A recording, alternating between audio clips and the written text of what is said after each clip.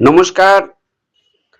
রবীন্দ্রনাথ লিখে গেছেন, বহুদিন ধরে, বহু ক্রোশ দূরে, বহু ব্যয় করি, বহু দেশ ঘুরে, দেখিতে গিয়েছি পর্বতমালা, দেখিতে গিয়েছি সিন্ধু, দেখা হয় নাই চক্ষু মেলিয়া, ঘর হতে শুধু দুই পা ফেলিয়া, একটি ধানের শীষের ওপর একটি শিশির বিন্দু। কবির এই জানার আগ্রহকে মনে রেখে আমরা যদি কলকাতা থেকে মাত্র ৩৫ থেকে ৪০ কিলোমিটার দূরে উত্তর চব্বিশ পরগনার বসিরহাট এলাকার বেড়াচেপায় যাই, তবে সেখানে চন্দ্রকেতু গড় নামে এক প্রত্নতাত্ত্বিক নিদর্শন দেখতে পাব। ভৌগোলিকভাবে এটি বিদ্যাধরী নদীর তীরে গঙ্গা ব্রহ্মপুত্র অববাহিকায় অবস্থিত, আর ঐতিহাসিকভাবে এই চন্দ্রকেতু গড় খ্রিস্টপূর্ব ২য় শতক অর্থাৎ কুষাণ বংশের শুঙ্গ বংশের সময়কাল থেকে প্রথম শতাব্দী অর্থাৎ কুষাণ বংশের সময়কাল পর্যন্ত বা তারও পরে বিস্তৃত ছিল। কলকাতায় শিয়ালদা রেল স্টেশন থেকে হাসনাবাদ বা শ্যামনগর লাইনের ট্রেন ধরে বেড়াচাঁপায় যাওয়া যায়। এসপ্ল্যানেড থেকে বাস ধরে NH-12 ধরে বসিরহাট হয়ে বেড়াচাঁপায় যাওয়া যায়। কলকাতা বিশ্ববিদ্যালয়ের আশুতোষ মিউজিয়াম ১৯৫৭ থেকে ১৯৬৮ সালের মধ্যে প্রত্নতাত্ত্বিক অনুসন্ধান চালিয়ে বহু ঐতিহাসিক স্থানের সন্ধান করেছিলেন। এর মধ্যে ছিল চন্দ্রকেতুগড়, যা এক প্রাচীন নগর, বন্দর এবং শহর। চন্দ্রকেতুগড়ে প্রাপ্ত প্রত্ন সামগ্রীর মধ্যে অন্যতম হল খনামিহিরের ঢিবি, যা প্রাচীন ভারতীয় রাজা বিক্রমাদিত্যের সভারত্ন জ্যোতির্বিদ বরাহমিহির এবং তার পুত্রবধূ খনার নাম যুক্ত।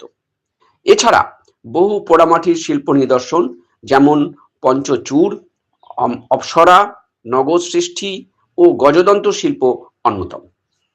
এগুলি আজ আমাদের কলকাতার আশুতোষ মিউজিয়াম, কলকাতা বিশ্ববিদ্যালয়ের Ashutosh museum, West Bengal state archaeological museum Kolkata, state archaeological museum Chandraketugarh, Berachampa এবং বার্লিনের মিউজিয়াম অফ ইন্ডিয়ান আর্ট জার্মানিতে রয়েছে।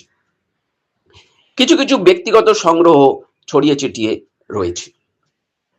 আমাদের দেশে ভারতের ৫০তম স্বাধীনতা উপলক্ষে Indian council for cultural relations এবং embassy of the republic of Germany in India এদের যৌথ উদ্যোগে দিল্লির ন্যাশনাল মিউজিয়ামে জার্মানির বার্লিন মিউজিয়াম থেকে নিয়ে আসা কিছু প্রত্ন সামগ্রী প্রদর্শিত হয়েছিল।